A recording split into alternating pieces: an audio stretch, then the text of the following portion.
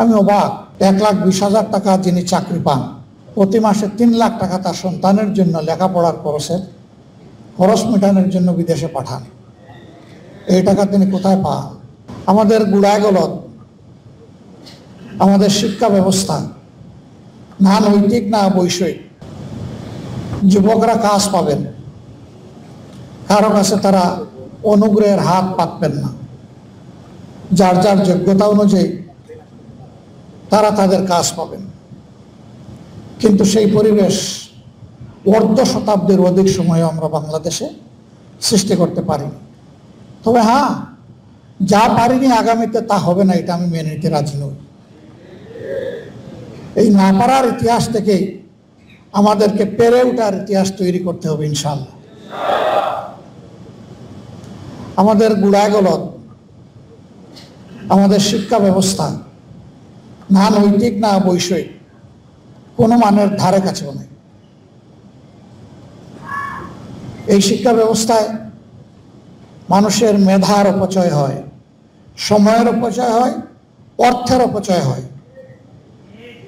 এই সময়, এই অর্থ, এই মেধা বিনিয়োগ করে প্রিয় দেশ আরো উন্নত, দক্ষ, সোনার মানুষ তৈরি করতে পারত, কিন্তু সে পরিকল্পনাটাও নাই। আর থাকবে কেন ভাই? এই পরিকল্পনার দায়িত্বে যারা আছেন তাদের সন্তানেরা তো এই দেশে লেখাপড়া করে না। তাদের সন্তানেরা এই দেশে লেখাপড়া করলে তখন তাদের মাথা থেকে জনকল্যাণমূলক, বাস্তবধর্মী, প্র্যাগম্যাটিক সেই প্ল্যান এবং পরিকল্পনা বের হয়ে আসছে। তাদের কোনো দরদ নেই জাতির প্রতি। আমি অবাক। 1,20,000 টাকা যিনি চাকরি পান, প্রতি মাসে 3 লাখ টাকা তার সন্তানের জন্য লেখাপড়ার খরচ মেটানোর জন্য বিদেশে পাঠান। এই টাকা তিনি কোথায় পান?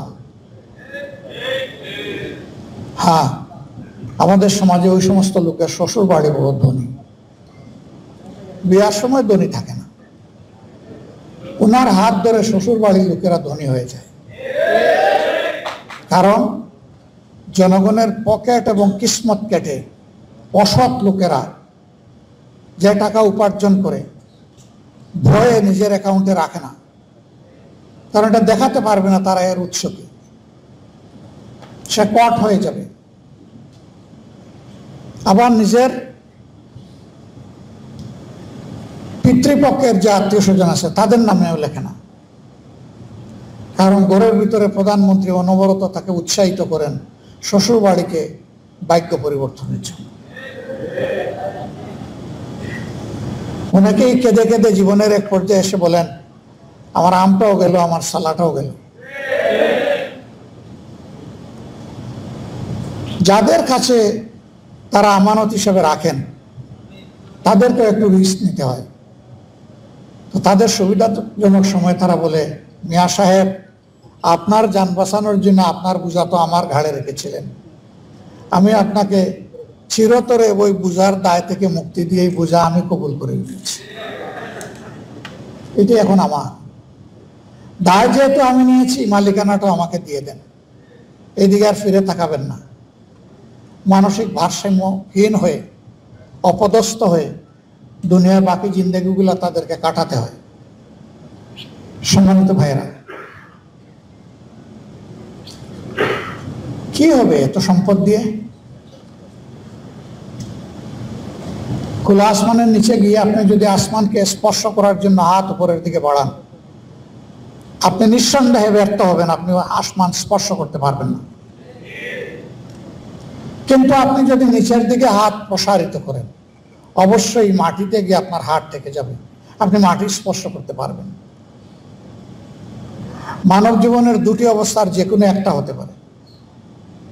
হাউ মাচ আই নিড, আমার কত কিছু প্রয়োজন, এইটার কোনো হিসাব কেউ জীবনে মিলাতে পারে না এবং পারবে না।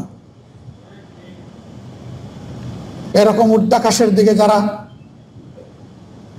লোভ লালসা নিয়ে তাকাবে, ওদের লোভ কবরে যাওয়ার আগে পূরণ হবে না। আদম সন্তানের লোভের পরিসমাপ্তি ঘটবে কবরের মাটি দিয়ে। এর আগে নয়, যারা লোভী আর যারা ডেডিকেটেড, যারা দেশপ্রেমিক, যারা সামাজিক দায়িত্বকে আমানত মনে করে, তাদের সংজ্ঞাটা অন্যটা। তাদের সংজ্ঞা হাউ মাচ আই নিড নয়, তাদের সংজ্ঞা হচ্ছে without what I can do, কত কিছু ছাড়া আমার চলে আমি দেখব, আমি একটা সাদামাটা জীবনযাপন করব, আমার জীবনে চলাফেরায় আভিজাত্য কিংবা জৌলস থাকবে না, 10টা সাধারণ নাগরিক যেমন চলে আমার জীবনটাও তেমন চলবে। এরকম সাহসী সিদ্ধান্ত যারা নেয় তারা অন্তরের পরম প্রশান্তি এবং সামাজিক মর্যাদা সর্বক্ষেত্রে তারা লাভ করে থাকে। এটা ঠিক, কিছু মানুষ সামনে এসে তাদেরকে সেলিউট দেবে না, কিন্তু অসংখ্য মানুষ অন্তরের ভিতর থেকে তাদের জন্য দোয়া করে। ওই সামনে এসে যাদেরকে সেলিউট দিতে গিয়ে নিজের হাত পা ভেঙে ফেলে, এরা কিন্তু আবার সামনে থেকে চলে গেলে গালি দেয় যে কি করবা, তেল তো না মারলে আমার চলে না। আসলে লোকটা বদলুক, কোন সুরত কাজটা সেরে আসলাম। এটি হচ্ছে সমাজের বাস্তবতা। সম্মানিত ভাইয়েরা, প্রকৌশলী ইঞ্জিনিয়ার হওয়ার পরে একজন বেকার থাকবে কেন? কেন থাকবে? তার তো 1 সেকেন্ডের বেকার থাকার কোনো সুযোগ নেই। এখানে দুটি সমস্যা, একটা হচ্ছে আমাদের সামাজিক পরিবেশ, আর একটা হচ্ছে আমাদের মানসিক পরিবেশ। প্রথমটাই মূলত দায়ী, প্রথমটার জন্যই মানসিক সমস্যা তৈরি হয়। সমাজে সেই পরিবেশ না থাকার কারণে সবাই একটা সমাজে চাকরিজীবী হলে চাকরি দিবে কে?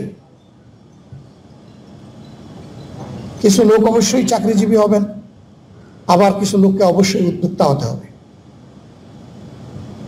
মনে কেউ কোনো কষ্ট নেবেন না। আমার একটা বাস্তব অবজারভেশন আজকে তুলে ধরতে চাই। বাংলাদেশের টেকনিক্যাল এডুকেশন দুইভাবে বিভক্ত। একটি হচ্ছে যেগুলাকে আমরা প্রকৌশল বিদ্যা বলে থাকি, ইলেকট্রোমেকানিক্যাল ইঞ্জিনিয়ারিং, এবং এর সাথে রিলেটেড যে শিক্ষা। আরেকটা হচ্ছে অ্যাগ্রো বেসড এডুকেশন, যেটাকে আমরা এগ্রিকালচার শিক্ষা বলে থাকি। বাংলাদেশে আমাদের গর্বের একটি বিশ্ববিদ্যালয় আছে, বুয়েট। একটাই ছিল আমাদের সময়, এরপরে ক্রমান্বয়ে আরো ইঞ্জিনিয়ারিং বিশ্ববিদ্যালয় তৈরি হয়েছে, কলেজ তৈরি হয়েছে। আগে কোনো বেসরকারি ছিল না, এখন বেসরকারি হয়েছে। যারা কৃষিবিদ একটু নীরবে চিন্তা করে দেখুন, তারা তো কম বেশি এই দেশকে দিয়েছে।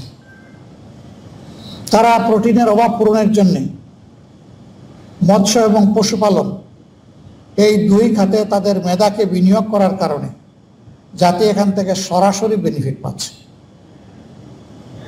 ফসল এবং ফল উৎপাদনে তাদের রিসার্চগুলো জাতিকে সরাসরি এখন বেনিফিট দিচ্ছে। যদি এই ক্ষেত্রে তারা এগিয়ে না আসতেন, বাংলাদেশের মানুষের পেট বিদেশের কাছে ইজারা দিতে হতো। আমি তাদেরকে ধন্যবাদ জানাই। রিসার্চে আরো যদি তাদেরকে উৎসাহিত করা হয়, লজিস্টিক দিয়ে, পর্যাপ্ত ফান্ড দিয়ে, দেশ আরো বেশি উপকৃত হবে ইনশাআল্লাহ।